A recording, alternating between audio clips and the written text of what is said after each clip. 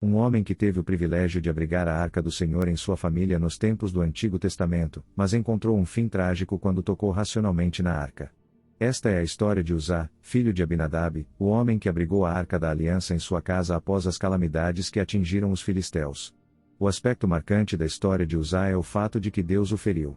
Entender que dizer que Deus feriu ou matou alguém pode parecer estranho para aqueles que esquecem que Deus é o doador da vida, que dá e tira a vida conforme ele julga adequado, sem ter que justificar suas ações a ninguém. Isso não torna Deus injusto ou malévolo, pelo contrário, histórias como a de Uzá mostram que Deus é totalmente justo e santo, assim como é completamente misericordioso, bondoso e amoroso. Um atributo divino não nega o outro, no entanto, a severidade do julgamento de Deus contra Uzá levanta muitas questões, e alguns consideram a punição de Uzá desproporcional. Essas pessoas não compreendem porque simplesmente tocar na arca, na tentativa de estabilizá-la, foi considerado uma ofensa tão grave. Além disso, há dúvidas sobre por que Uzá morreu ao tocar na arca, enquanto os filisteus fizeram o mesmo anteriormente e não há menção na Bíblia de que algum deles tenha sido imediatamente ferido. Se você tiver dúvidas sobre esta história, assista a este vídeo até o fim para aprender sobre Uzá na Bíblia e entender por que ele foi punido por Deus. Como mencionado anteriormente, Uzá era filho de um homem chamado Abinadab, e de acordo com o texto bíblico, Uzá também tinha dois irmãos, Eleazar e Oi. Alguns estudiosos argumentam que talvez Uzá e seus irmãos não fossem especificamente filhos de Abinadab, mas seus descendentes, possivelmente seus netos. No entanto, para entender a história de Uzá, precisamos voltar à história bíblica da época dos juízes de Israel. A Bíblia registra que antes do período de liderança do profeta Samuel, a nação era julgada pelo sumo sacerdote Eli. No entanto, Eli não se destacou como pai, ele tinha dois filhos, Ofni e Finéias, que agiam de maneira ímpia entre o povo de Deus, cometendo atos abomináveis perante o Senhor, usando suas posições sacerdotais para ganho próprio. Mesmo sabendo das ações de seus filhos, Eli não fez esforço para corrigi-los. O homem encarregado de liderar Israel falhou em liderar sua própria família. Devido à sua negligência, o julgamento divino recaiu sobre sua família e a nação. Durante uma batalha contra os filisteus, os sacerdotes sacrílegos levaram a Arca da Aliança para o campo de batalha, confiantes de que a presença da arca garantiria a vitória para Israel. No entanto, a situação tomou um rumo trágico. A Arca da Aliança foi capturada pelos filisteus, e tanto Ofni quanto Finéias foram mortos. Na época, o sumo sacerdote Eli tinha 98 anos e quase não enxergava. Ao ouvir as terríveis notícias da batalha e da perda da arca, ele caiu de sua cadeira e morreu. Os filisteus então levaram a Arca da Aliança para suas cidades, mas foram punidos pelo Senhor, como descrito no capítulo 5 do primeiro livro de Samuel. Primeiro, os filisteus levaram a Arca de Deus para Asdod, uma de suas 5 principais cidades. Lá, colocaram a arca no templo de Dagon, uma divindade que adoravam.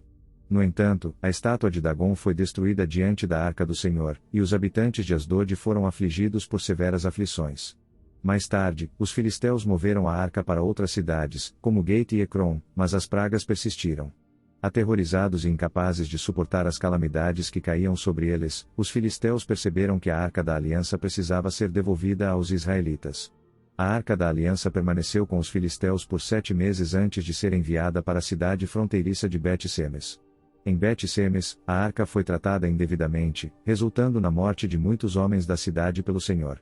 Nesse cenário, a Arca da Aliança acabou na casa de Abinadab, e Eliezer, filho de Abinadab, foi designado para supervisioná-la.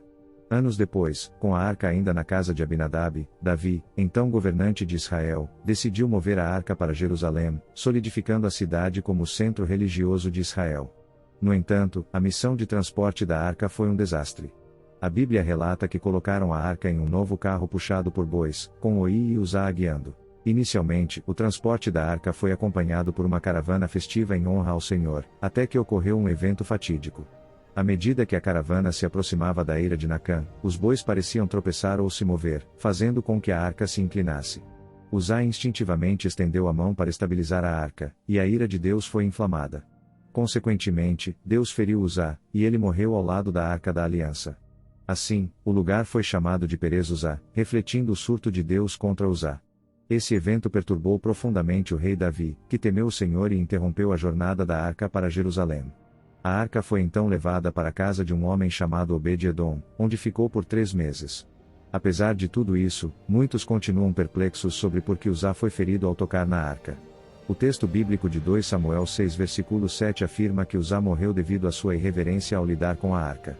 Por ter a arca em sua casa por tanto tempo, Uzá agiu de forma descuidada, violando a santidade da arca que simboliza a presença de Deus entre seu povo. Eles transportaram a arca totalmente contra as instruções de Deus. Deus ordenou que os coatitas, uma família levítica da qual também veio a linhagem sacerdotal, carregassem a arca sobre os ombros, conforme registrado em Números 4. No entanto, estavam movendo a arca em um carro de bois, da mesma forma que os filisteus fizeram. Em essência, o povo escolhido de Deus estava tratando a arca, a representação máxima da presença de Deus durante o Antigo Testamento, da mesma maneira que as nações pagãs. Muitos se perguntam por que Uzá foi morto por tocar na arca, enquanto os filisteus, que a haviam capturado anteriormente, não foram punidos imediatamente da mesma forma. Na verdade, Deus permitiu que os filisteus levassem a arca como um julgamento contra Israel. Além disso, Deus queria mostrar seu poder entre as nações estrangeiras. Enquanto a arca estava com os filisteus, eles enfrentaram grandes calamidades, e sua principal divindade, Dagom, foi humilhada diante da arca do Senhor.